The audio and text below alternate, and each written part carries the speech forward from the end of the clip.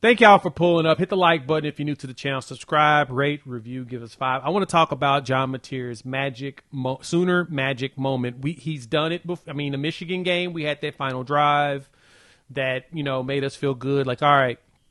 And so in the mindset for a lot of people is, I've heard some people say, oh no, is this how we're going to have to win all of our games? And in my mind is, I don't have a problem with us winning games like this. I don't have a problem with us closing out games very close.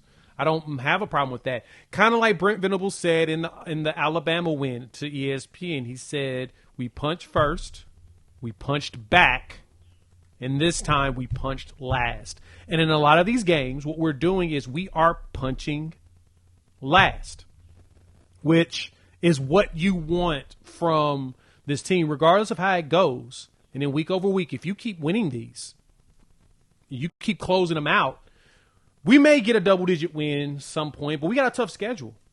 But the point is you want to make sure that you're punching last in just about every single game possible. And so this is what you got, Coop. I'm going to go to this. I'm going to go through this play-by-play because I really was happy with how Mateer performed here. So final drive for us, this is what you get.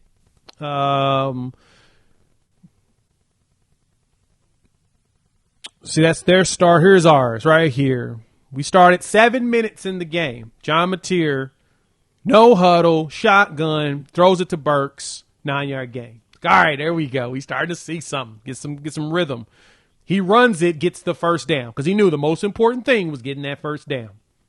Yep, and we've seen that in some other plays. It's the most important thing is get that first down. He looks over, hits Satania on a nice route, out 7-yarder.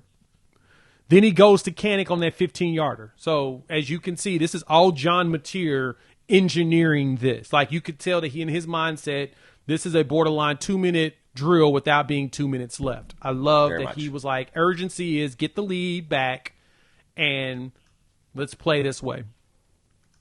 Then he throws that pass out there to Satania. Like, first and 10.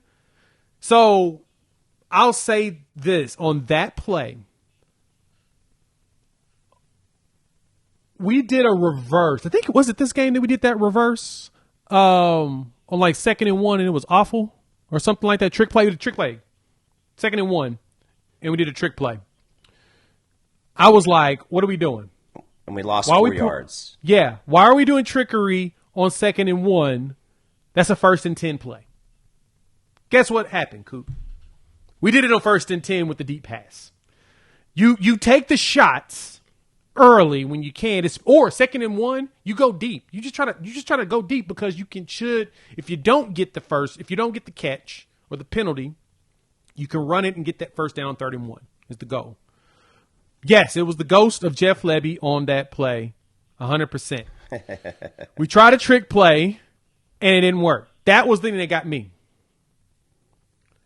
Why did we do that on 2nd and 1? But I digress. Instead, so we get here, 1st and 10, they go deep, hit Satania on a dime. Like, I miss Dilfer's dimes. Now that he's coaching now, we don't get that anymore. That was a dime. Landed right in his lap perfectly. He stepped out of bounds, and then as he was going down, already had caught, established it, the dude pulled the ball out of his hands to make it look like it was a drop. It was never juggled. It was perfect. Next Another play. struggle by the refs. Another struggle. Next play, we get John Mateer scoring a touchdown. 9-yard run. Greatly designed. And I actually watched the film guy, and he walked through this. No, it wasn't him. It was, I forgot who ran through this. But anyway, I was watching somebody that walked through the play, and what they pointed out was how this was all the brains of John Mateer here. He got the play. He looks to the left, and he sees a large amount of dudes on the left side. And on the right, you only see 2. And then you got the receiver, and then you got a guy deep. So in the box, there's like 3 or 4, there's like 4 or 5 dudes on the left. Nobody's on his right, 2 on his right. So he gets it. He looks like he's going to go there, knows that there's going to be holes here, and he bucks it to that right, does the little, juke move, and boom, he scores a touchdown. Point all of that out to say John Mateer gave you his Sooner Magic moment because that was the moment that made me realize, oh, yeah, this dude's for real going to keep doing this in a lot of games. That was a huge, huge moment. And that's what I'm hoping that we see out of him for the rest of the season. And Jay, the buckets catch by Satania, that's now the fourth time by my calculations and countings that he has had that play. And I want everybody to understand this, that that's not necessarily a called play to where you're running that route. That is a play that is brought to you by chemistry from your wide receiver and your quarterback, but also your quarterback and your offensive coordinator. You call that play, and what happens is the wide receiver comes closer to formation, and he is going to break based on the defensive back. Yep. And now that is on film 4 times, and I think Satania's got 3 of them, and Burks has got 1 of them. So this is what's about to happen, Jay, is that's going to be on film, and defense coordinator is going to point out, hey, you got to watch that one right there. And you got to watch it because here's also what's going to happen. You're going to see a dude start shading that. What's typically going to happen at that point? Now, instead of catching the ball and going out on the sideline, if he starts shading that sideline, Satania or Burks are going to be able to cut infield, and there's nobody back there, and that's a touchdown. So he keeps throwing that route, and he keeps running that play. Again, just an absolute just clown show by the referee. Dude standing there right in front of him, catches the ball, is 2 feet down, his knee goes down, and then as his knee's down, the guy rips the ball out. And but you know what do you expect? But you nailed it. It was to do that. Yeah, you're supposed to do you that. get up there. No, man.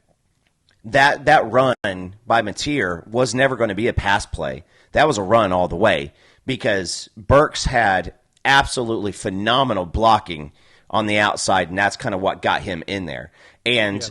I'm starting to kind of see that I don't know if it was a nickel or if it was a safety, but the safety who had the chance to tackle Mateer, he didn't hit Mateer. He kind of was like, touch me.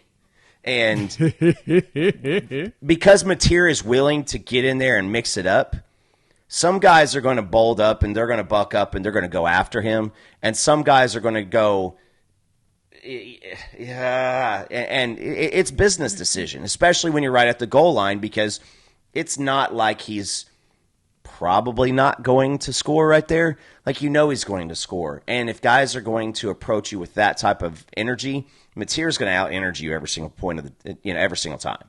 So I just there's so much about the offense that I think that it's crazy because I was thinking about this as I was doing the rewatch. This season, this team looks like the national championship game against Florida State. Punishing, suffocating defense, and the offense that's going to make the play when it needs to make the play, and they're going to take advantage of that opportunity. And if you guys want to go back to the point to where you want to go back to the Lincoln Riley days to where you can count on your offense and you're praying to God that your defense can make a stop when it needs to, I would rather depend on the defense and know that your offense is going to give you the play when it needs to. And until it doesn't, that's where I'm at. Shout out to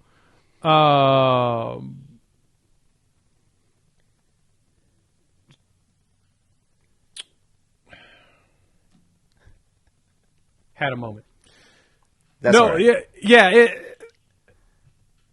Shout out to who was that? Sooner Scoop. They put out a video on Brent Venables saying that we're going to have the type of defense he said that we're going to have. And then you show all the players doing their actual jobs. I am very, very much proud at the fact that the dude came through and provided us exactly what he said he would. A ferocious defense that y'all will be proud of. We've got it. It's here. Like, we are here at that moment. We are here. They're right in front of you.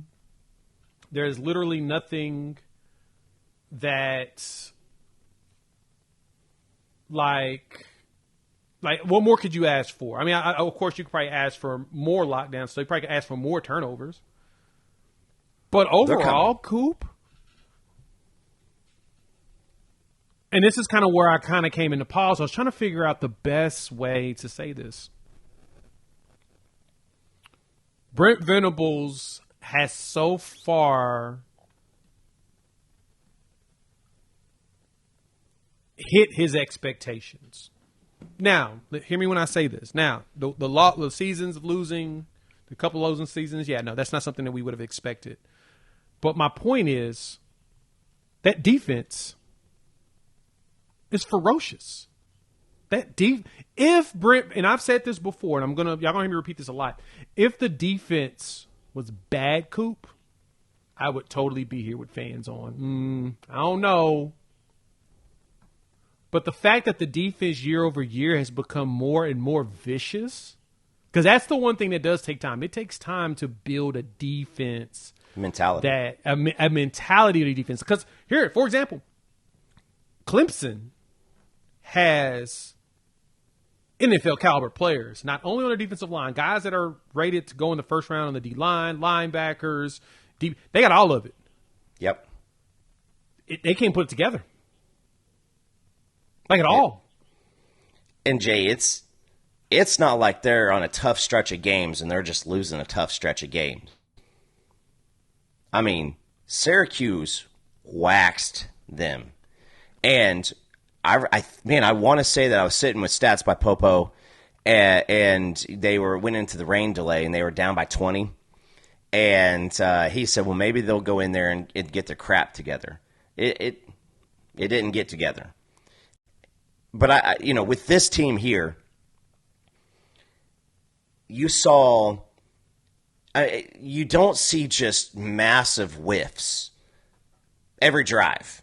Like you'll see a missed tackle every once in a while where somebody is on a stop and start type of a situation, whether it's the offensive player or our defender. But we are hitting guys, and this is where I'm kind of going with this. Is if you go back into NFL and the most recent, defenses that stick out to me are the Baltimore Ravens, the Seattle Seahawks, the 49ers. These guys who are known for being absolute just studs. Yeah, Fatty, I wish. But hey, listen, I'm fine with who we got. But because if you get to those defenses and you've got that reputation that your defense is absolutely GD dirty. I mean, just a tough-nosed defense. You're going to get the benefit of doubt on a lot of calls on the defense. Now, some of those pass interference ones, we'll just say, the refs were trying to dig themselves out of the whole damn day.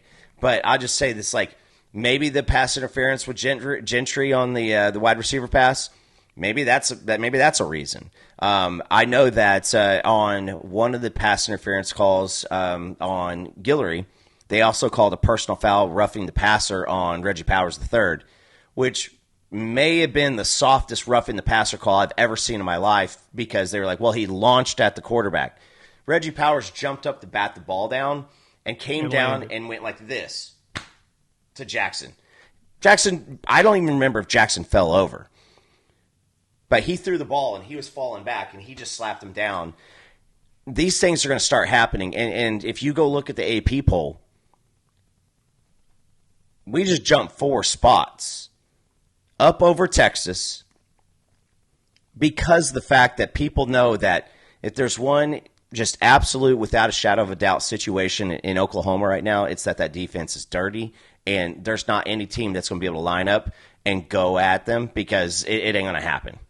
Right. You're going to have to catch us on a bad day to put up points. That's what it looks like, and they're doing everything we're supposed to. I'm loving it. I'm very happy with that. All right.